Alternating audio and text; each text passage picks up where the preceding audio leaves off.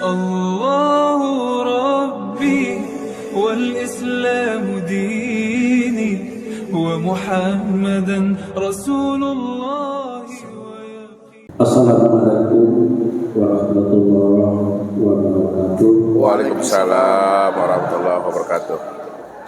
Yang kami hormati dan muliakan Bapak Ustaz Iswandi SAG, pimpinan Majelis Tauhid Rabbani Pekanbaru beserta rombongan. Yang kami hormati dan muliakan Bapak Al-Ustaz Darman Junaidi SAG, pimpinan Majelis Tauhid Cabang Aceh Tenggara. Dan yang kami muliakan seluruh Bapak dan Ibu para jamaah yang tak dapat kami sebutkan satu persatu. Bapak Ustaz yang kami muliakan, sebagaimana kita ketahui, setelah Allah menciptakan Nabi Adam secara sempurna antara jasad dan ruhnya, maka Allah memerintahkan kepada malaikat untuk bersujud kepada Nabi Adam.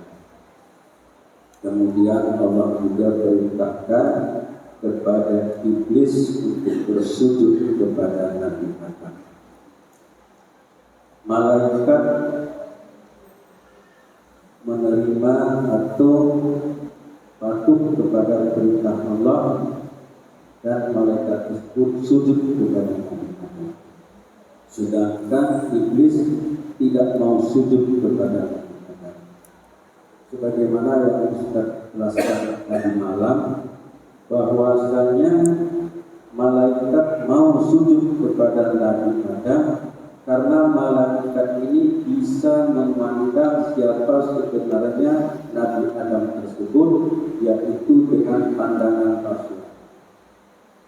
Sementara iblis tidak dapat memandang Nabi Adam ini secara pandangan basiran.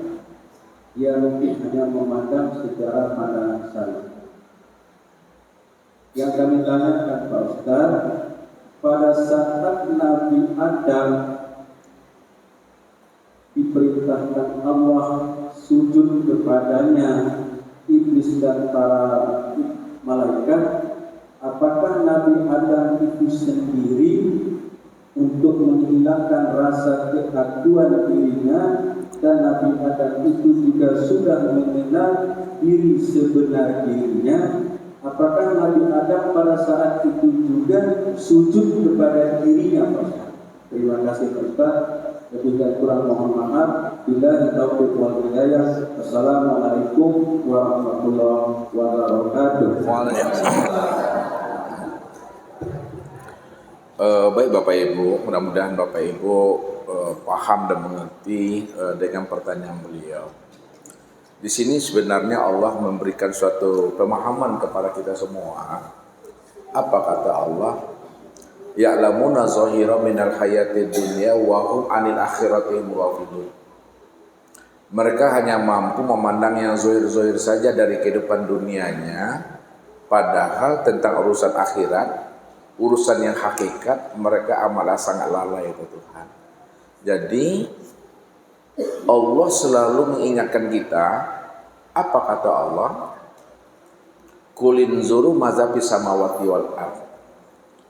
Lihat olehmu, perhatikan olehmu apa yang tersembunyi di balik langit dan bumi. Allah tidak pernah menyuruh kita, lihat olehmu, perhatikan olehmu keindahan langit dan bumi. Kalau Allah suruh kita memandang, pandanglah langit, pandanglah bumi, berarti Allah mengajari kita memandang dengan pandangan syariat. Tapi Allah tidak pernah mengajari kita ini dengan memandang dengan pandangan syariat. Akan tetapi Allah mengajari kita itu dengan pandangan hakikat. Lihat olehmu, pandang olehmu yang tersirat, yang tersembunyi di balik langit dan bumi. Siapa sebenarnya di balik langit dan bumi? Itu adalah Allah. Siapa yang tidak mampu memandang yang tersirat di balik segala sesuatu, itu sebenarnya adalah pandangan iblis. Apa sebabnya? Ketika Nabi Adam kalimatullah telah sempurna zahir dan batin, maka apa kata Allah? Wahai malaikat, wahai iblis, tak perlulah kamu sujud kepada aku. Tapi sebagai buktinya kamu sujud kepada aku, sujud sajalah kamu kepada Adam. Kalau kamu sudah sujud kepada Adam, sudah sama artinya kamu sujud kepada aku. Mestinya bagaimana? Mestinya Tuhannya Nabi Adam siapa? Allah. Tuhannya malaikat? Allah. Tuhannya iblis? Allah. Kalaulah Tuhannya iblis, malaikat dan Adam itu adalah Allah, mestinya wahai Adam, wahai iblis, wahai malaikat, sujud kamu kepada aku, karena aku ini Tuhanmu. Tapi Allah tidak pernah memerintahkan ya Adam itu, ya, iblis dan malaikat sujud kepada dirinya. Akan tetapi perintah Allah itu, wahai malaikat, wahai iblis, sujudlah kamu kepada Adam. Sujud kepada Adam, sudah sama kamu sujud kepada aku. Sujud yang dimaksud itu, sujud yang bagaimana? Yang sebenarnya, apakah sujud itu meletakkan jidat ini ke lantai? Bukan. Sujud itu namanya sajadatul imtihan namanya. Sujud sajadatul imtihan itu sujud dalam rangka ujian yang Allah berikan kepada dirinya. Jadi ketika Allah beri perintah kepada malaikat dan iblis untuk sujud kepada Adam, iblis tidak mau dia sujud kepada Adam. Kenapa iblis tidak mau sujud kepada Adam? Iblis ini hanya mampu memandang sisi zahir daripada Adam. Karena Adam itu terpandang oleh dirinya itu hanya tercipta daripada tanah saja, dari tembikar, dari tin. Ketika iblis itu hanya mampu memandang Adam dari sisi zahir tanah saja, maka ketika itulah dia membantah tadi. Apa kata dia kepada Tuhannya? Ya Rabb, wahai Rabb, wahai Tuhanku, ana khairu minhu, khalaqtani minan nari wa khalaqtahu min tin. Wahai Allah, untuk apa aku mesti sujud kepada Adam ya Allah? Aku ini adalah terbaik daripada dirinya. Bukankah engkau jadikan aku daripada api dan Adam engkau jadikan daripada tanah? Mana yang mulia? Mana yang lebih baik? Api daripada tanah. Tentu lebih baik api. Untuk aku sujud kepada dirinya. Makanya orang yang memandang sisi zahir, orang yang memandang dari sisi syariat saja, itulah yang dikatakan pandangan iblis sebenarnya. Pandangan setan itu. Inilah sindiran Allah. Ya'lamuna zahira minal hayatid dunya wa hum anil akhirati hum ghafilun. Mereka hanya mampu memandang dari sisi syariat saja, dari sisi kacamata zahir saja. Tapi masalah hakikat mereka itu amatlah buta dan lalai, kata Tuhan. Disitulah iblis tidak mau sujud kepada Adam. Itu yang pertama. Yang kedua, lalu malaikat sujud kepada Adam. Apa sebabnya malaikat sujud kepada Adam? Malaikat sujud kepada Adam karena malaikat itu mampu memandang yang tersembunyi, yang tersirat, siapa di sebalik Adam itu. Ketika malaikat mampu memandang yang tersirat dan yang tersembunyi di balik Adam itu tiada lain adalah Allah, maka disitulah dia sujud kepada Adam tadi. Inilah rahasianya. Allah katakan, walaupun kamu tidak sujud kepada aku, sujud saja kamu kepada Adam, dah sama kamu sujud kepada aku. Lalu siapa Adam itu? Kata Allah, wa khalaqa Adam ka suratihi. Dijadikan Adam itu sesuai dengan gambaran rupa diriku. Karena Adam itu aku jadikan sesuai dengan gambar rupa diriku, maka Adam itu maknanya tiada. Kalau Adam itu maknanya tiada, lalu yang ada itu siapa? Yang ada Tuhannya Allah. Kalau Allah yang ada, siapa Adam itu? Adam itu tiada lain akulah Adam yang sebenar-benarnya. Disitulah rahasianya. Kenapa malaikat itu mau dia sujud kepada Adam? Karena dia mampu memandang Allahnya yang wujud dan nyata pada Adam itu. Inilah pandangan yang kasab. Ini yang Ustaz katakan tadi. Pandang Allahnya apa yang dilihat oleh mata. Kalau kita mampu memandang Allahnya apa yang dilihat oleh mata, pada saat mata memandang Adam, maka yang terpandang Allah lah yang wujud dan nyata pada Adam itu. Disitulah Allah katakan wa khalaqa Adam ka suratihi wa khalaqal insan ala suratir rahman, dan dijadikan insan itu juga sesuai dengan gambaran rupa ar-Rahman itu yang sebenarnya. Kemudian yang kedua, apakah Adam sujud kepada dirinya? Makna sujud itu kepada dirinya kalau dibahasakan sujud, ya sujud, tapi makna hakikatnya Adam pun tahu siapa dirinya yang sebenarnya. Karena Adam itu maknanya tiada. Disitulah dia mengatakan la haula wala quwata illa billah itu. Jadi rahasia Adam sujud kepada dirinya, rahasia Adam mengatakan la haula wala quwata illa billah, dia kembalikan wujud dirinya itu ke dalam wujudnya Allah. Dia pulangkan sifat dirinya ke dalam sifatnya Allah.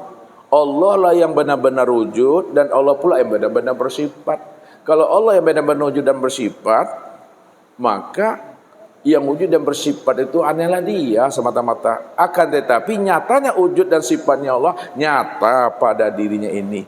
Inilah yang kita pahami, kita hantarkan dengan bahasa kaji. Dirimu bukanlah dirimu.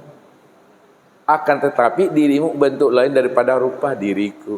Akulah dirimu, dirimu bukanlah aku. Akan tetapi dirimu bentuk lain daripada rupa diriku. Kalau dirimu adalah bentuk lain daripada rupa diriku, maka dirimu itulah nyatanya aku, kata Allah. Disitulah letaknya Adam. Itu yang kedua. Yang ketiga, di balik cerita itu masih ada cerita lagi. Inilah rahasianya Nabi katakan, wa fi ayatil Quran sab'atul butun. Satu ayat Al-Quran 7 makna yang tersembunyi di dalamnya. Apa sebabnya iblis tidak mau sujud kepada Adam tuh? Karena iblis itu sudah lebih dahulu ma'rifat tuh. Iblis itu sudah lebih dahulu sujud kepada Allah tuh.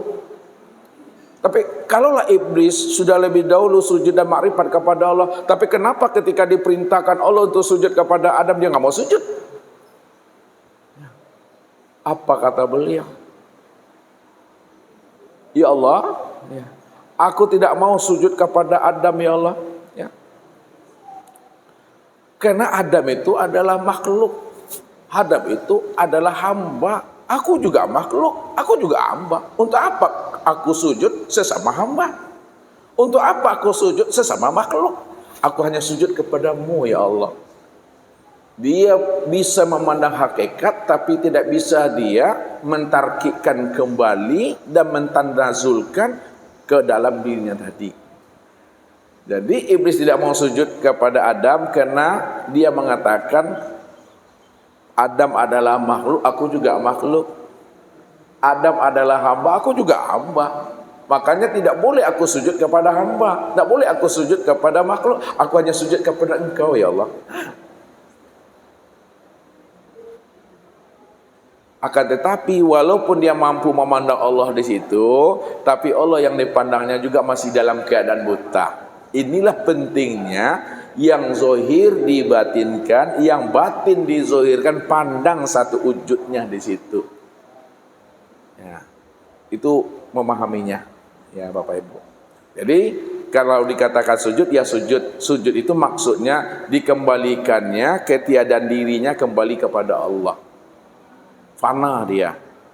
Siapa yang sudah mengembalikan wujud dirinya kepada Allah, disitulah dia mampu memandang siapa diri yang sebenar-benarnya. Inilah pesan Nabi kepada kita. Apa pesan Nabi kepada kita? Innakum lan tara rabbakum hatta tamutu. Kamu tidak akan pernah bisa memandang Allah, melihat Allah, bertatap wajah dengan Allah, berjumpa dengan Allah, sehingga kamu benar-benar mati. Jadi orang yang matilah yang bisa mengenal berjumpa, melihat dan menyaksikan serta bertatap wajah dengan Allah. Maka ketika Adam telah mati dirinya, ketika bapak ibu juga telah mati kesadaran diri bapak ibu, tidak ada lagi bapak ibu merasa diri bapak ibu yang wujud dan yang bersifat melihat, mendengar dan berkata, mengetahui, berkuasa, berkehendak dan hidup. Ketika itulah bapak ibu mampu memandang dan menyaksikan Allah pada diri sendiri. Rupanya kita memandang Allah itu dalam satu wujud, satu rupa, satu nama, satu rahasia pada diri yang disebut namanya insan. Al-insanu nafsi wa ana nafsuhu. Insan itu diriku, akulah sebenarnya insan itu. Kesimpulannya, kalau bapak ibu ingin melihat kesempurnaan wujud nyatanya diri Allah, maka sesungguhnya insan itulah kesempurnaan memandang nyatanya rupa diri Allah itu. Lalu insan itu kan banyak pula ulah perangainya Ustaz. Ada yang buruknya, ada yang baiknya. Kalaulah insan itu ada yang buruk perangainya, perangai itu apa perangai itu? Akhlak. Tingkah lakunya. Karena insan itu ada yang baik perangainya, ada pula yang buruk perangainya, maka pandanglah kesempurnaan Allah itu pada insan yang baik perangainya. Yang baik perangainya itu masih ada di atas itu lagi, yaitu insan yang solehnya. Kalau di atas yang baik ada yang soleh, maka kesempurnaan memandang wujud nyatanya Allah pada insan itu adalah kepada insan baik lagi soleh.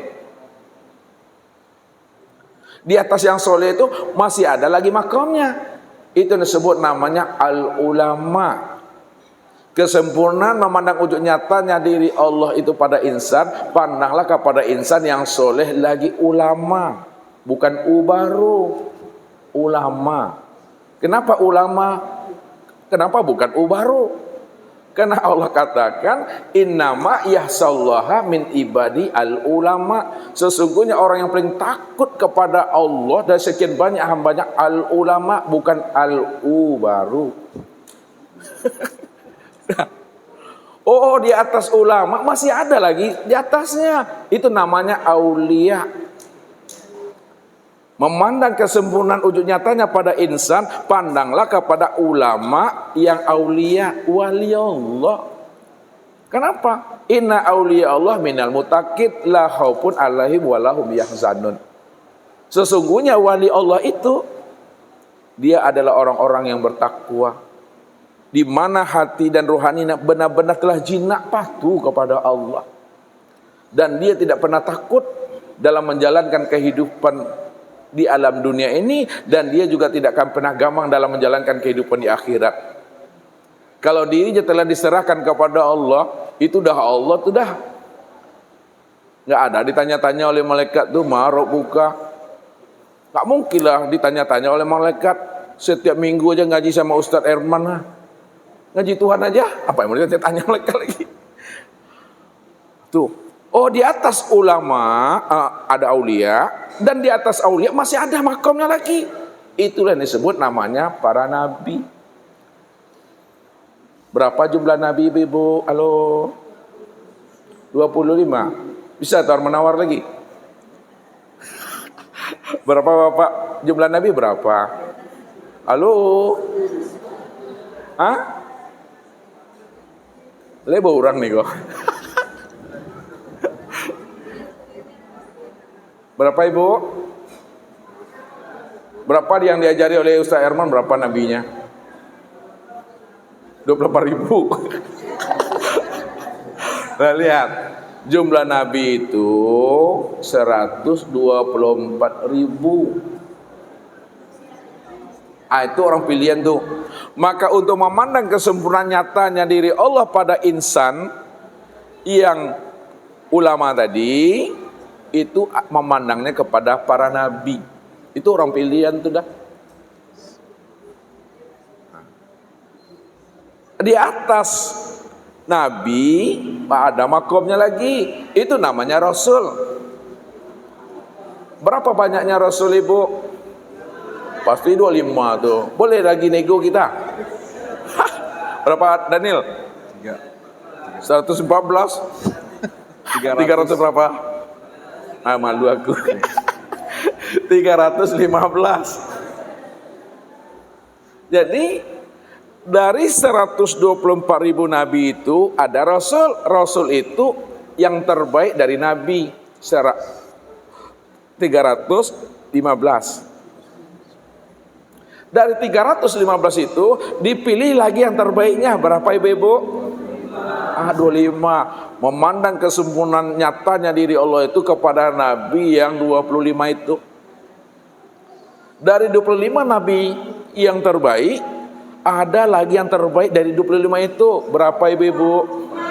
5. Memandang kesempurnaan nyatanya wujud diri Allah itu kepada nabi dan rasul yang 5. Nabi apa namanya itu? Ulul azmi. Dari yang 5 itu ada lagi yang terbaik dipilih oleh Allah. Berapa? 1. Untuk memandang kesempurnaan nyatanya wujud diri Allah kepada yang 5 itu, mandangnya kepada yang 1. Siapa beliau itu? Itulah junjungan kita Nabi Muhammad sallallahu alaihi wasallam. Maka pahamilah bahwa sesungguhnya Muhammad baginda Rasul Nabi Muhammad sallallahu alaihi wasallam itu adalah kesempurnaan memandang wujud nyatanya rupa diri Allah. Maka bukalah rahasia Muhammad itu sebenarnya. Apa kata Allah? Laqad kana lakum fi Rasulillahi uswatun hasanah liman kana yarjullaha. Sesungguhnya telah terdapat contoh teladan yang terbaik bagi dirimu tentang Muhammad itu, bagi orang-orang ingin berjumpa Allah. Jadi kalau kita ingin berjumpa Allah, ingin bertemu Allah, wasilahnya adalah Rasulullah Muhammad. Muhammad yang mana? Bapak Ibu berjumpa dengan Nabi Muhammad. Lalu Muhammad yang mana? Ini kalau kita bicara tentang Muhammad, Muhammad itu seperti pisau yang pedang bermata dua. Saya ulang lagi, kalau kita bercerita tentang Muhammad, kita menceritakan Muhammad itu seperti pedang bermata dua. Mata dua itu maksudnya ke atas dia kodim, ke bawah dia baharu. Disitulah dikatakan Allah, makana Muhammadun aba ahadim mirijalikum walakin Rasulullah wa khatamun nabiyyin. Muhammad itu bukanlah bapak salah seorang laki-laki di antara kamu, akan tetapi Muhammad itu adalah Rasulullah dan khatamun nabiyyin. Itu maknanya. Ada Muhammad secara hakiki, ada Muhammad secara majazi. Muhammad secara hakiki itu disebut namanya Nur Muhammad. Muhammad secara majazi itulah Nabi Muhammad sallallahu alaihi wasallam, itu adalah berjasad, lahir di tanah Makkah itu, meninggal di Madinah, ayahnya Abdullah. Dia adalah Nabi dan Rasul, diberi wahyu, diberi mukjizat. Walaupun beliau sudah wafat, kita tidak berjumpa dengan dirinya karena masanya sudah lama. Maka pahamilah makna yang hakiki itu. Makna yang hakiki itu adalah Nur Muhammad. Nur Muhammad yang hakiki itulah yang sempurna pada alam. Namun kesempurnaan Nur Muhammad yang hakiki pada alam sempurna kepada Nabi Muhammad sallallahu alaihi wasallam. Zahirnya dan batinnya. Walaupun Bapak Ibu bukan Nabi Muhammad, bukan Rasulullah sallallahu alaihi wasallam, tidak mendapat namanya wahyu atau mukjizat, ya, minimal, ya, tahu minimal sekurang-kurangnya kita bahagian daripada dirinya. Paham maksud satu? Walaupun kita bukan nabi, bukan rasul, tidak dapat wahyu, tidak dapat mukjizat, minimal sekurang-kurangnya kita bahagian daripada dirinya juga. Lihat nih. Ini gelas kaca. Lalu Ustaz lambungkan ke atas. Sampai di sini pecah dia berkeping-keping. Sampai ke tempat ibu tuh 3 meter, 2 meter, 1 meter sampai di sini. Walaupun pecahan botol ini ada yang 3 meter, ada yang 2 meter, ada yang 1 meter, 3 meter, 2 meter, 1 meter itu juga bahagian daripada iblis ini. Walaupun ada yang jadi alam semesta, ya, matahari, bulan, bintang, ada yang jadi tumbuh-tumbuhan, ada yang jadi iblis, ada yang jadi malaikat, ada yang jadi surga, ada yang jadi neraka. Minimal kita juga bahagian daripada nur itu juga. Beruntunglah kita itu. Inilah pesannya Rasul, tuba man ro'ani wa amanabi. Beruntunglah orang yang melihat aku lalu dia beriman kepada aku. Wa tuba liman ro'a man ro'ani wa amanabi. Beruntung pula orang yang ia melihat orang yang melihat aku lalu dia beriman kepada aku. Apa maksudnya itu? Beruntung Bapak Ibu kalau Bapak Ibu melihat Rasulullah di masanya lalu Bapak Ibu beriman. Dan beruntung juga kita, ya, walaupun kita tidak melihat Rasulullah di masanya, tapi kita melihat orang yang mana orang itu melihat Muhammad, melihat Rasulullah, maka beruntung juga kita. Maknanya, siapa yang mampu memandang nur Muhammad pada orang itu, pada guru itu, pada mursyid itu, yang mana guru dan mursyid itu juga telah memandang Muhammad, beruntung dan selamat kita di situ. Beruntunglah orang yang hidup sezaman dengan aku lalu dia beriman kepada aku. Beruntung pula lah orang yang tidak hidup sezaman dengan aku tapi dia melihat aku dan beriman kepada aku. Itu maksudnya nur Muhammad. Ketika itu apa kata Umar? Ya Rasulullah, at-tadri, ya Rasulullah, siapa sebenarnya ya Rasulullah diri engkau ini? Ya. Lalu apa kata Rasulullah? Ana Ahmad bilal mim. Aku ini adalah Ahmad tidak pakai huruf mim. Kalau aku ini Ahmad tidak pakai huruf mim, lalu apa bacaannya Bapak Ibu? Ahmad dihilangkan huruf mimnya, apa bacaannya bunyinya? Ahad. Ahad itu apa maknanya? Esa, siapa yang Esa itu? Allah. Yang Esa itu hanya Allah. Maka ketika itulah Rasulullah membukakan tabir rahasia dirinya kepada umat dan umat ini. Wahai Umar, man ro'ani faqad ro'aul haq. Hai Umar, kalau kamu sudah lihat aku, dah sama kamu melihat Allah itu dah. Hai Umar, kalau kamu sudah melihat Nur Muhammad itu sudah jadi tubuhku, sudah jadi ruhku, sedangkan Nur Muhammad itu tanpa memandang nyatanya wujud Allah, maka dah sama kamu memandang Allah yang sudah wujud dan nyata pada diri aku ini. Itulah rahasianya. Ketika Rasulullah itu di Sidratul Muntaha, Rasulullah itu memandang ke depan tak nampak Allah, memandang ke belakang juga tak nampak Allah, memandang samping kiri kanan nggak nampak Allah, ke atas ke bawah nggak nampak Allah, karena dirinya cuma yang ada.